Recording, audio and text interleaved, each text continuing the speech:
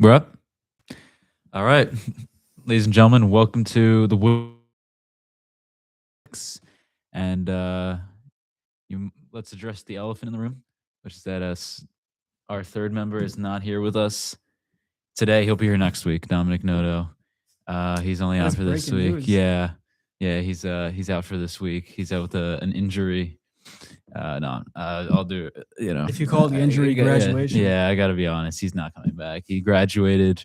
Uh, we'll try to include him in the show at some point. We mentioned the possibility of him being a guest. We'll call in or something. But yes, he did. Unfortunately, slash also fortunately, graduated. But unfortunately, because we don't have him on the show with us today. So rest in peace to Dominic Noto. And I don't know if you want to give any thoughts of Dominic Noto before we. Yeah, I mean, Yeah. obviously, we're back for the first time in about a year. A lot has happened in sports.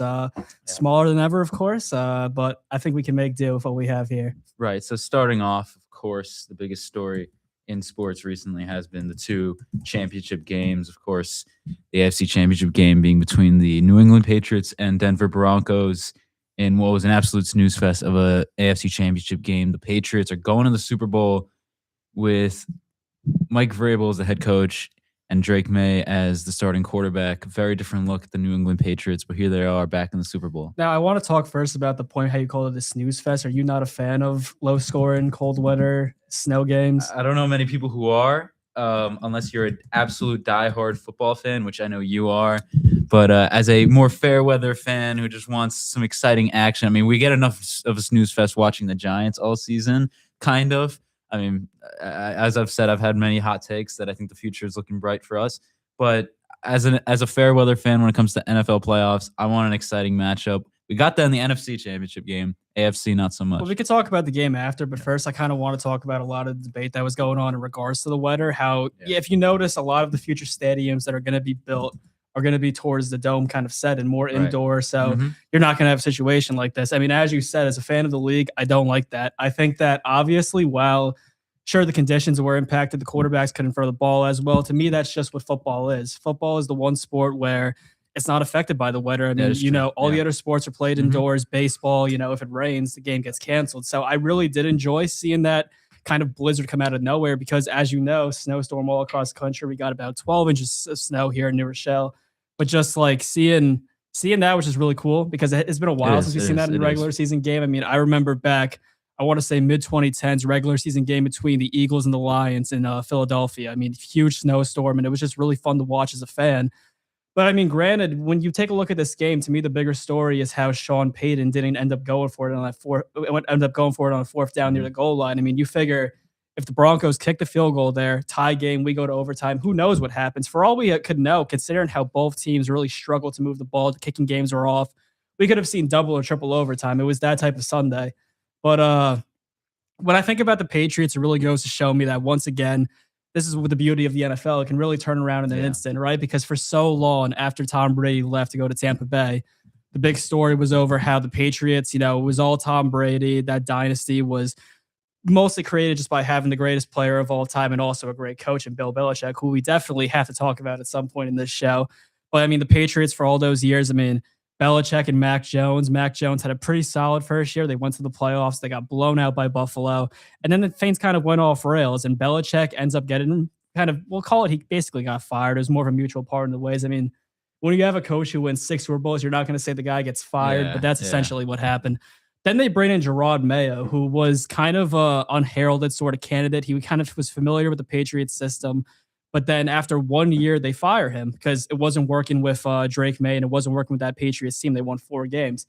But what did they do? They hire Mike Vrabel. Vrabel obviously was a great coach in Tennessee, really elevated the Titans to points which they haven't been since I've been watching football, and it'll probably take them a while to get back to.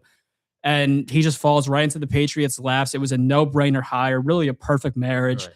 And you see the effects now, right? I mean, you see what Vrabel brings. He brings that culture. I mean, the guy won 3 Super Bowls back in the 2000s as a linebacker with the Patriots. And you see that sort of old Patriots way coming back into this team. And of course, you have to talk about Drake May. Yeah. I mean, you do remember how there was a long stretch there, how the Giants were rumored to possibly get him, but then they ended up winning those games at the end of 2023. Tommy DeVito, which, by the way, I want to tell you about this real quick. I don't know if you saw this. Either Drew Lock or Tommy DeVito is going to be a Super Bowl champion in 2 weeks. That is true. Who are you rooting for? Drew Lock or Tommy DeVito. I mean, between the two, Tommy DeVito. I mean, he was the better giant. I guess it's not really much of a competition there. Although we did meet Drew Lock technically. Yes, Drew Lock is a very nice guy. Nothing bad to say about Drew Lock as a person, as a quarterback for the Giants. Not very good. Not very good. I mean, you can't say he really set them back. Technically, we were actually right. It wasn't that game that he had that he won for the Giants. And that was the difference between Cam Ward and Jackson Dart. Exactly. So we're okay right now. I remember we were really mad when it actually happened. Obviously, we're feeling good about Jackson Dart right now. But between the two, I mean, I'm rooting for the Seahawks in the Super Bowl. But yeah, Tommy DeVito getting a ring, that would be very funny. It would be. It would be very funny. Back to Drake May. So the Patriots take him third overall out of UNC. And he was, a lot of times UNC quarterbacks don't work out. We saw Mitch Trubisky came out of UNC second overall to the Bears, and his career really didn't pan out the way we thought it would have. But it seems like almost, and I don't want to speak this into existence because I'm sure the majority of the NFL does not want to see this for the next 20 years, but they have another franchise quarterback. I mean, what franchise deserves a franchise quarterback more than the New England Patriots, right? No, and no one suffers more than the Boston sports fan. But Drake May has been phenomenal. There's a reason why he's probably going to be second place in the MVP vote into Matthew Stafford. Great season. And really, once again, like I said, they just built it for this variable defense. You have guys like Christian Gonzalez, who's a shutdown corner, probably the best player on both sides in the Super Bowl.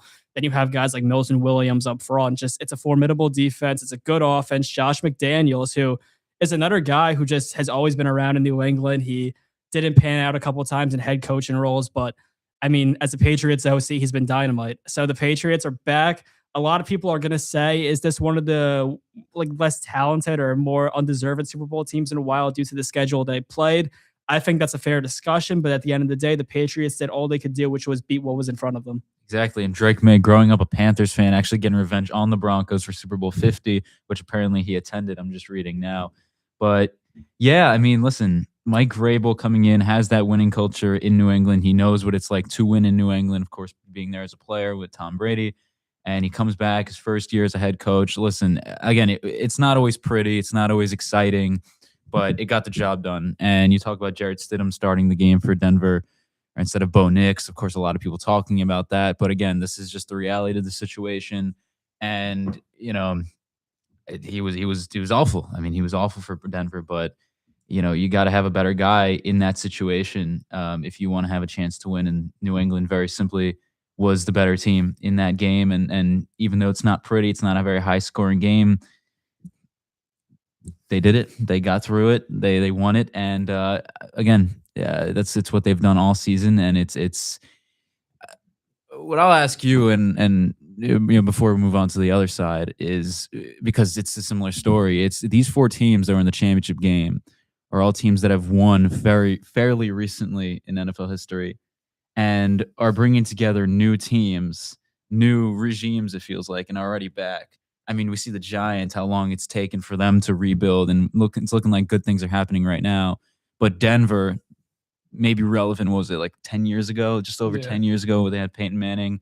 New England, obviously, Tom Brady, LA Rams winning in 2022, and the Seahawks winning right in 2014, and then being there a year later. So all these teams getting back there, I think it's even more than just the guys on the field and the head coaches. I think it's these front offices that deserve a lot of credit as well, the people running these organizations, putting together these teams that are able to get back to the Super Bowl or at least the championship game so quickly. And it's not even that. I'd also say it's about ownership, because you've heard how many times in the past I've criticized the Maras and how the Giants kind of operate their business, where it's a lot of family members, nepotism runs around. Mm-hmm. The good franchises in the NFL, they don't run like that. I mean, you take a look at the Patriots. I mean, Robert Kraft, you hear about him in the news all the time. He's one of the more kind of outspoken, present owners. But Robert Kraft doesn't meddle in football operations like a lot of other poorly run teams do. And the Broncos, too, like it really goes to show you how quickly you can turn it all around with good leadership, because Sean Payton was huge for this team. I mean, he really, once again, a real culture changer, because you mentioned how the Broncos were dominant 10 years ago with Peyton Manning.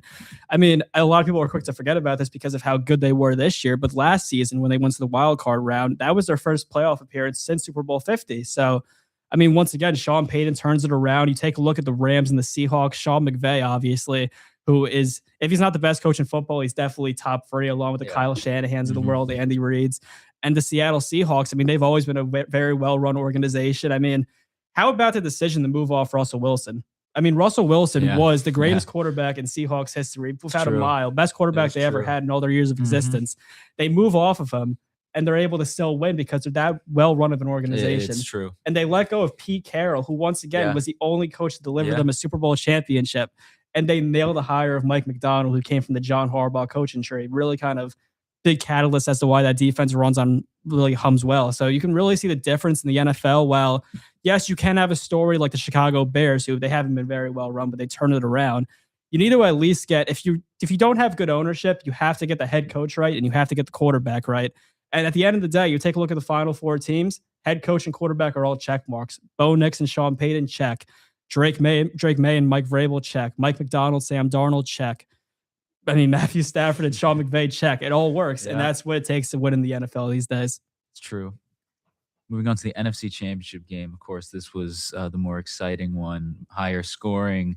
I mean, Sam Darnold, what is there to say about him? He showed up when they needed him most. And what I'm seeing, right, struggled against the Rams in the past, right? I'm hearing, was it last year too with the Vikings, losing a big game late in that season as well to them. I mean, he put aside those struggles and at home in an incredible atmosphere. He showed up, 346 yards, 3 touchdowns. And even though you can argue Matthew Stafford had the better game, he was still there. They needed a big game from Sam Darnold, and they got just that. And this team getting back, I think of the 4 teams, they're the team that shocks me the most, how they're able to recuperate and get back to relevancy. I mean, the Rams this is a dynasty. I wouldn't say a dynasty, but this is the Rams team. This is pretty much the same, apart from a few players retiring, Aaron Donald as well, of course. This is essentially a very similar Rams team. I mean, same quarterback, same head coach. It's a very different Seahawks team from a year ago, and they're still back here, back in the Super Bowl. It's really incredible what they've done, being right the number 1 seed in the NFC, and here they are back, and they get a big game from their quarterback. And there's really only one fan base, or I wouldn't, maybe a few, but I think really just one fan base that's gonna hate the Super Bowl, and that's New York Jets fans. I mean, Sam Darnold, and I think Sam Darnold I think he proves that those guys that get drafted really high in the drafts, a lot of them have a lot of pressure on them coming out of college to get picked so high. But, you have those guys that are busts. I mean, we thought Sam Darnold was going to be that. And, there's a chance that he might lose this Super Bowl and never get back there, never be relevant after this year. There's a chance. There's a chance that could happen. But here he is, the centerpiece of a team that's going to the Super Bowl and cruise through the regular season and through the playoffs.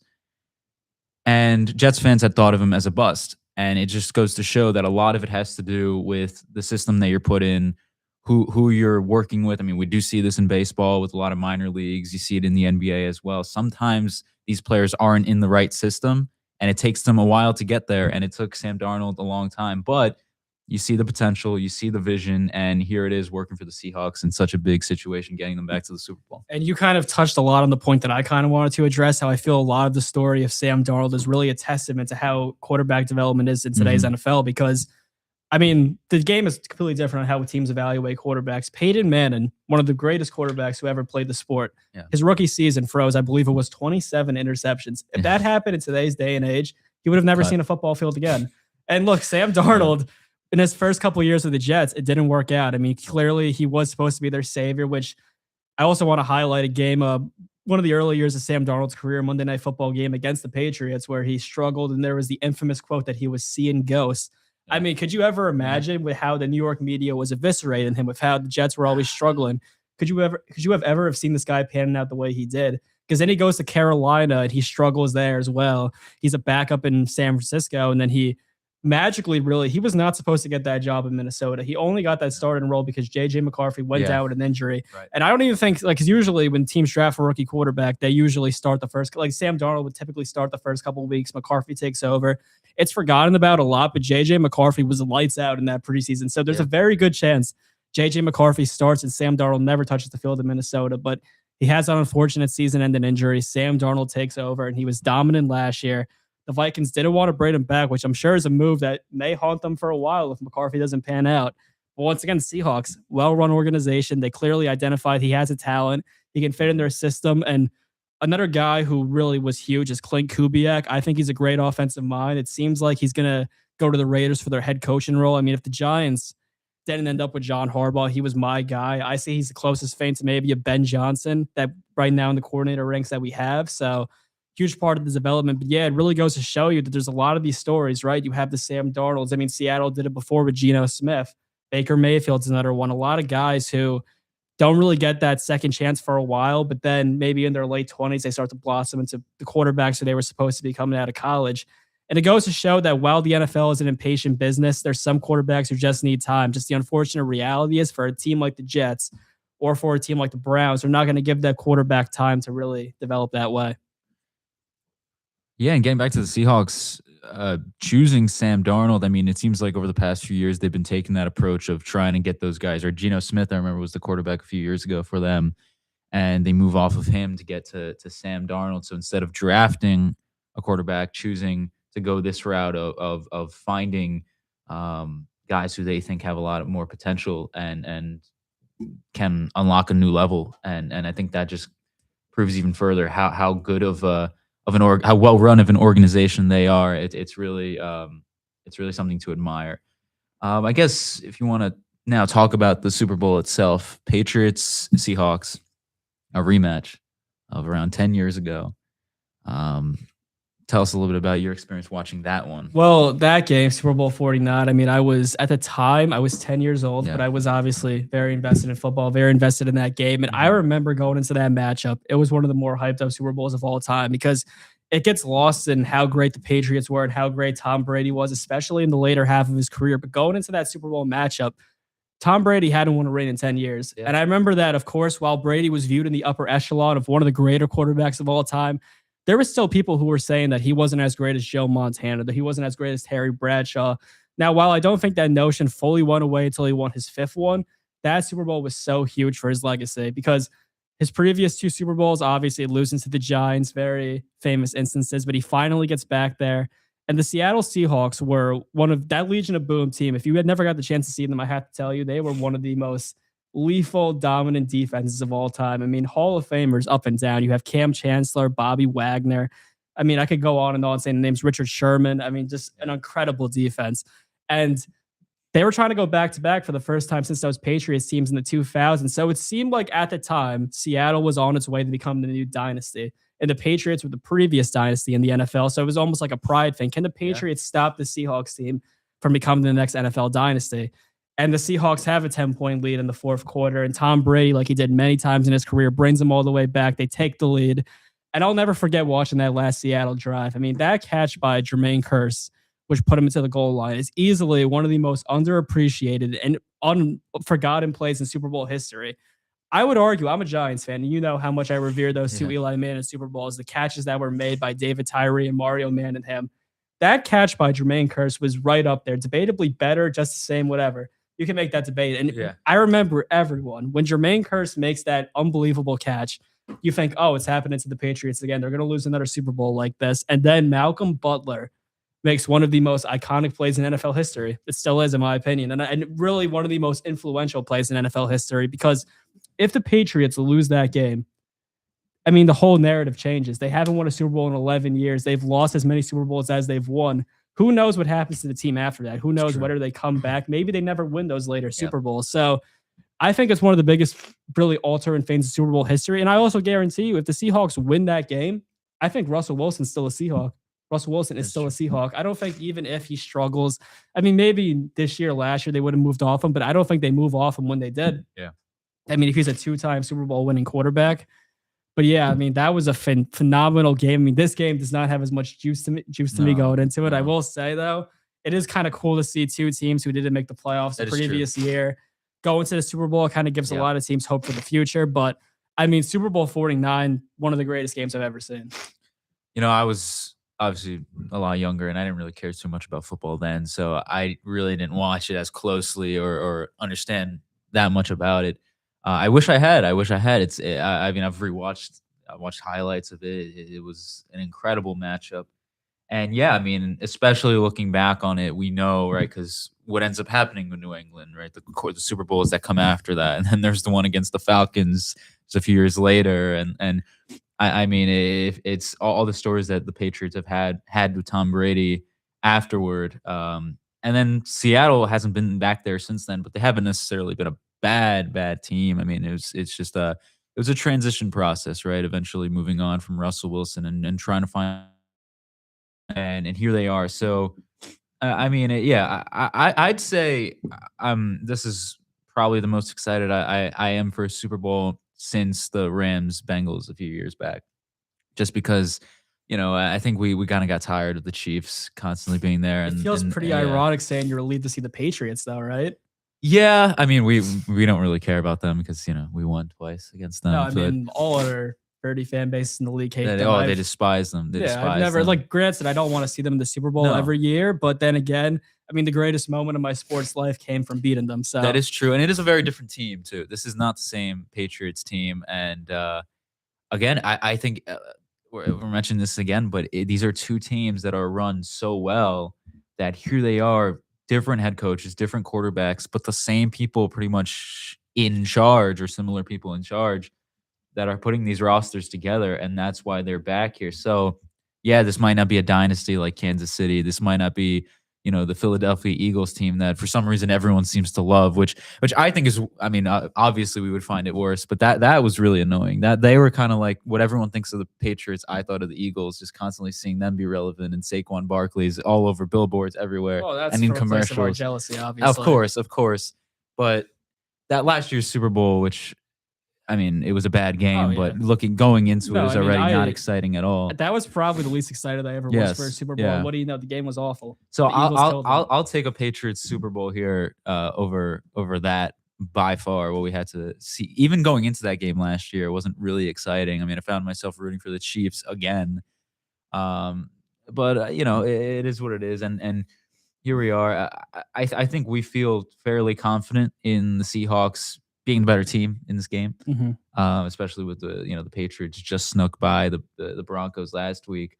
But again, it is a lot more enticing than I think some people are going to give it credit for. There may be, there isn't like a Hall of Famer or like I guess quarterbacks wise, and not like a big Hall of Fame quarterback in here. Maybe Drake May will be that, but Drake May's still a name that a lot of the more casual fans need to learn about.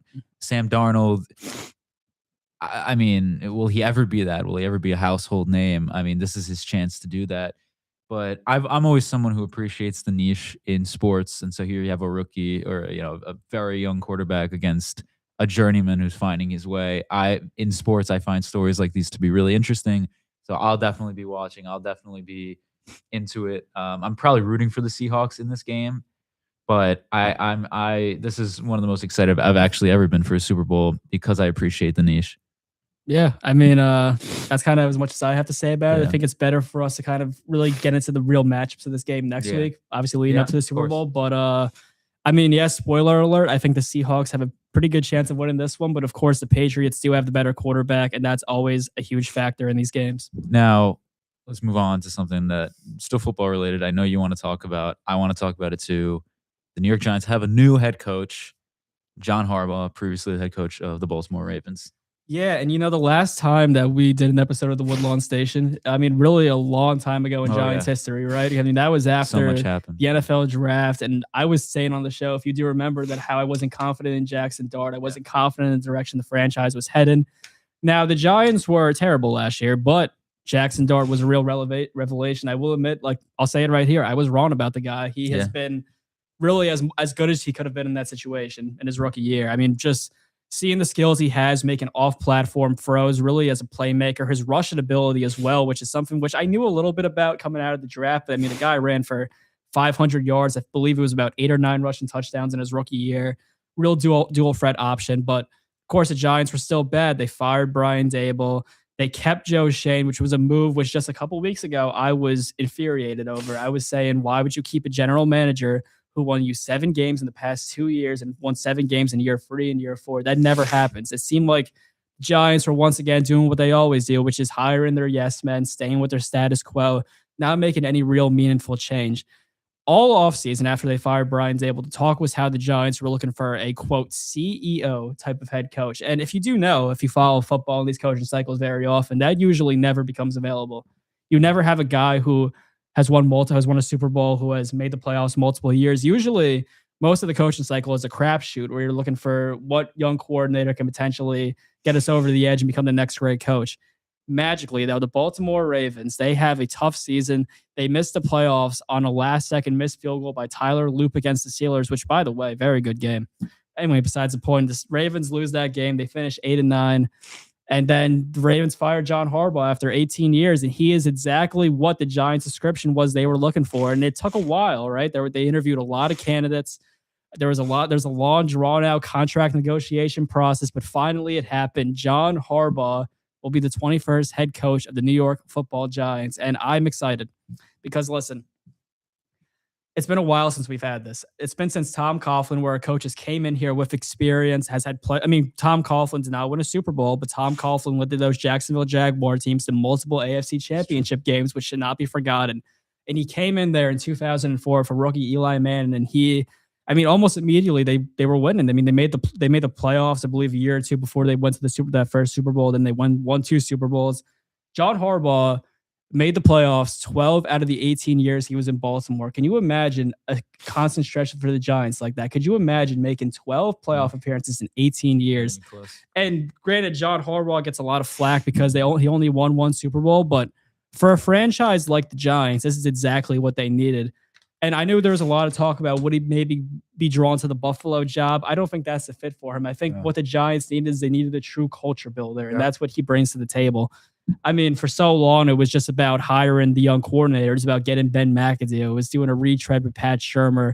It was trying Joe Judge, who, by the way, they hired Joe Judge in 2020 with John Harbaugh in mind because John Harbaugh came from Philadelphia in 2008 as their special teams coordinator, and Joe Judge came from the Patriots as a special teams coordinator. So they were trying to follow the John Harbaugh blueprint. Yeah. Well, guess what? That doesn't work. How about you get the real guy? Yeah. How about you get the actual guy who would work for? So, I know that John Harbaugh doesn't call plays, but he is a fantastic staff builder. You take a look at his coaching tree throughout the years. So many great coaches have come from Baltimore.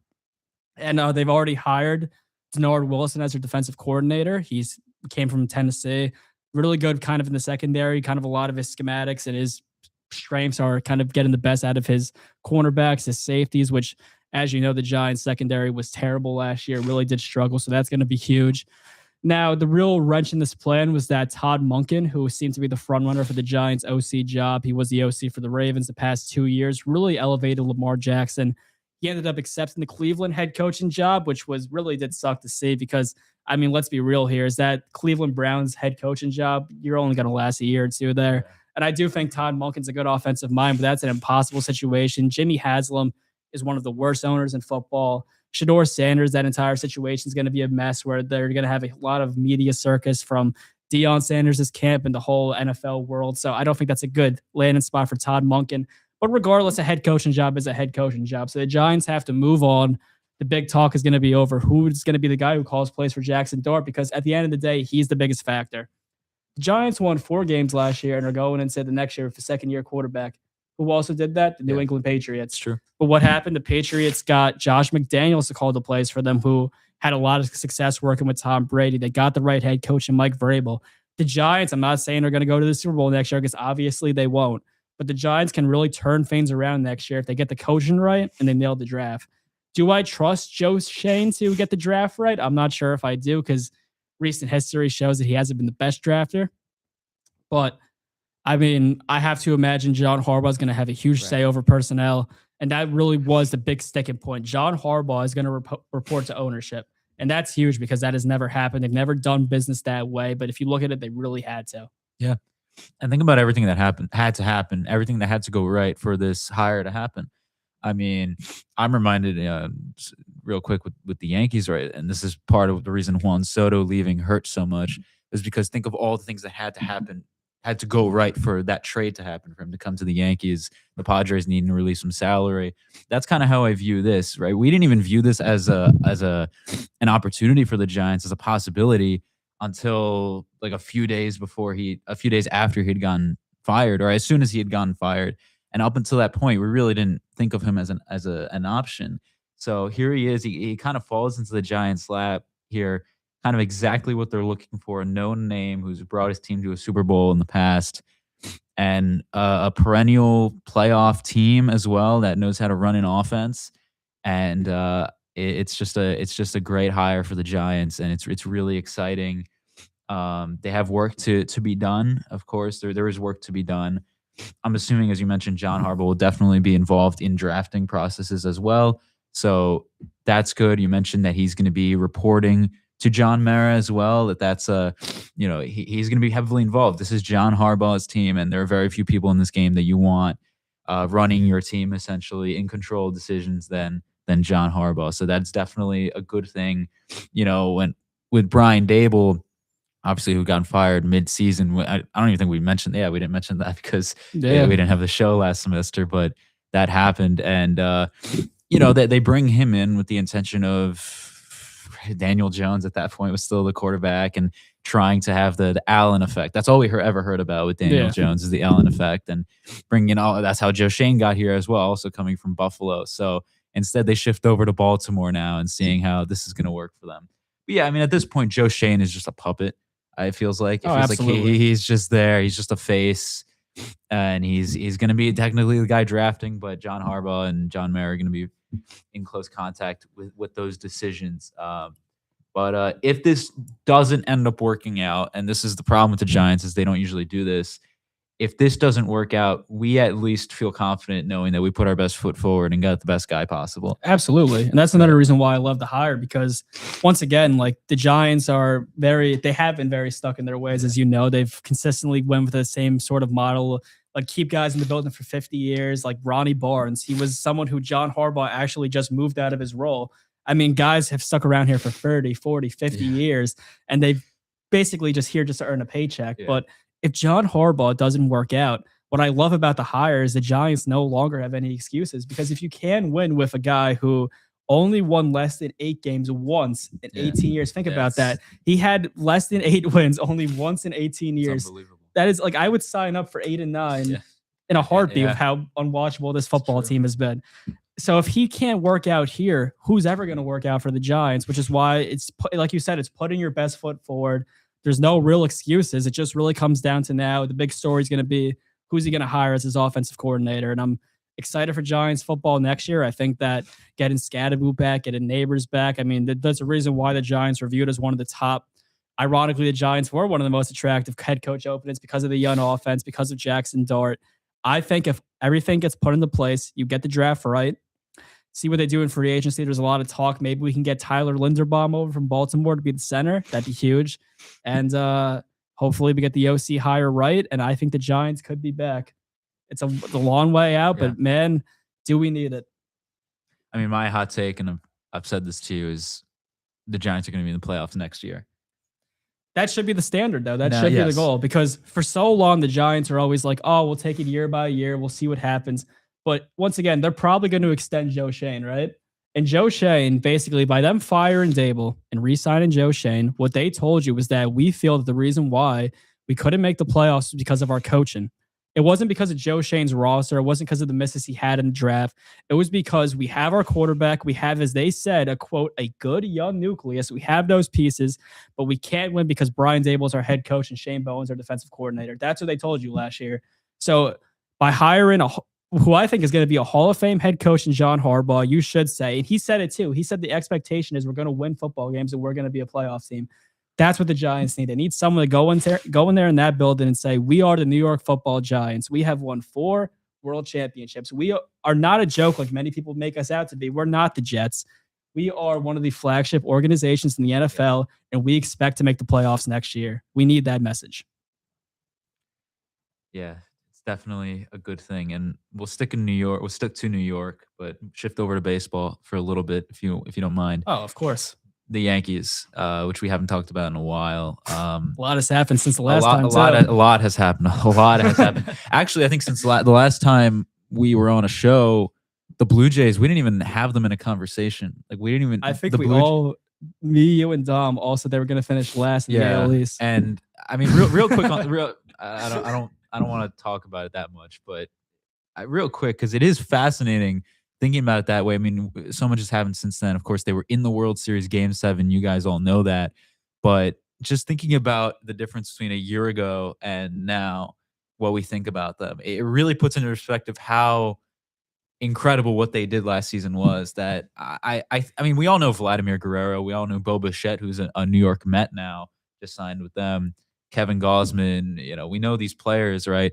But even like a story like Trey Savage, this time last year, or I guess March of last year, early April, was pitching in front of like 100 people. We didn't even mention his name. Dom, who loves the young players, didn't even never mention that player. He knows all the minor and league he knows them all. And guys. I'm sure he knew who he was, but it was just never worth mentioning because I don't think anyone really viewed him as a possibility of coming up, or if he did, not being as impactful. He's arguably the best pitcher on that roster. And he one of the best dominated pitchers in the baseball. World Series. He's one of the best pitchers in baseball, and he's like 20. He's a year older than us.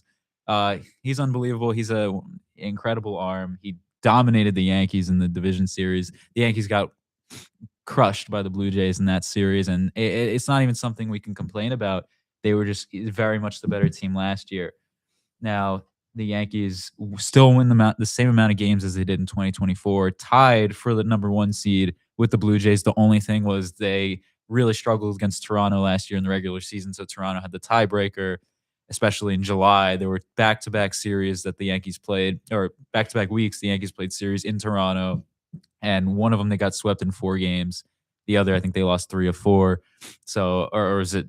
Yeah, I guess 2 of 3, lost 2 of 3, but destroyed by the Blue Jays throughout the season, and still win 94 games. And it's I think as much as what the Blue Jays did, as incredible as that was, the Yankees getting back to that same position, same amount of wins, back to the postseason, and arguably favored before that series to beat Toronto is astonishing in and of itself, especially considering Juan Soto and Garrett Cole were not there. Juan Soto, of course, going to the Mets. Garrett Cole should be coming back next season. Cody Bellinger was very good with the Yankees last year, just shy of 30 home runs with 29, had just under 100 RBIs and batted .270. Had a great season. The Yankees are bringing him back on a 5-year contract. There are, I think, opt-outs in that contract. I think one after the second year. And there's this whole, lockdown that's going to happen after this season, which is, I don't even want to talk about that or think about it, but it's not looking good for the sport of baseball. But the Yankees bring back Cody Bellinger. At this rate, I'm okay with it. I told you, it would not have been my first option. My guy was going to be Kyle Tucker, because he's the guy who I think was closest to Juan Soto. Missing out on Juan Soto a year ago, the closest to that was getting Kyle Tucker, in my opinion. But we obviously knew that was not going to happen, so they settled with Cody Bellinger, and he's coming back again. Very good season last year. It's a lot of money, a bit of an overpay, but at this rate, he was kind of the only option they had. And he was very good, so I'm not going to complain about it personally. No, I think Cody Bellinger is a good fit for this Yankees offense. I mean, I think that outfield of Judge, Bellinger, Grisham would work last year. I think it's going to work again this year. But just the way I feel about the Yankees right now is I'm just not that excited for next season. Don't get me wrong, they're going to be a good baseball team. I think they're going to win 90 games. They're probably not going to win a division, but they'll probably make it in as a wild card. But it just almost feels like we're just running back the exact same roster. And it seems like what the Yankees are telling us is that we expect Garrett Cole is going to come back and be the guy that he was. Yeah. And we expect that Ben Rice or Austin Wells or Jazz Chisholm is going to take an even bigger leap. Yeah. And they're going to be what's going to take us over the edge. So it seems like that the Yankees are just kind of being complacent, which is not, I mean, once again, from all the other fan bases in baseball, I mean, you have the team that wins 94 games. They won last year, right? 94? Yeah. They win 94 games. They go to the divisional round and lose against a team that, by the way, was a couple outs away from winning the World Series. A lot of teams would just be fine running it back, but it's just the nature of the Yankees, the nature of the way that it's been so long without a championship. But, I mean, I'm not going to say that I'm completely uninterested in the Yankees this coming season, but I think they're going to be a good baseball team. But I'm just not going to go in there like we do every year expecting that we're going to come out of the American League, win a championship. I'm just really hoping that Aaron Judge continues to do what he does for as long as he possibly can. And I'm just going to hope that we can see a breakout out of one of our young players. Yeah, totally agree. Again, they made a big signing. We're not complaining. It's just, you see Toronto, new players they're bringing in. They're excited. You see the Dodgers. They get Kyle Tucker and Edwin Diaz. Yeah, it's unbelievable. You almost forget doing. about Diaz because it's been so long. Yeah, but no, it's true. They get the best closer in baseball, one of the best outfielders. They have probably the greatest team of all time. The Mets had a very good offseason. They're getting Bo Bichette, and the Cubs are getting Alex Bregman. So these teams are making these big splashes, new players, and the Yankees, it's essentially running back the same team. Not a bad team. For the record, I feel that was the best Yankees offense I've ever seen. Yeah, no, it's true. And so they're keeping that. They're keeping that, and maybe we'll see Spencer Jones next year. I hope he's good. They also believe in Anthony Volpe. They really are. I really don't. Next year. Neither do I. But again, I think I've said this. My hot take, and I guess we'll end with this, is I think Toronto's a little fluky. I don't know. They're losing Bo Bichette. I think they're great. I think the way they did last year was Dylan Cease. I think he's very good. A lot of people hated that signing. I think he's a very good pitcher, but I think now the league knows what to expect of them. I think even though they wouldn't have had a success against the Dodgers, I think the Mariners very easily could have beat the Blue Jays. They had the lead in Game 7. If the Yankees win one more game against Toronto, have those first 2 games at home in the division series, and don't have to play Boston in the wild card, does that change things in that series? That's what I'm saying is Toronto had that rest, had their lineup ready. Again, what they did in the postseason, what they did all season, phenomenal. But there was a point in August and September where the Yankees really creeped back up because there was a lead. The Yankees blew the division lead, and then Toronto built themselves the lead in the division. The Yankees creeped back up on them. So it really came down to the wire. I think a lot could have changed in the final days of that season, which could have had major implications on the postseason. Now they have to do it all over again. And there was, I think, a little bit of that postseason magic. The Mets, for example, in 2024 had that postseason magic.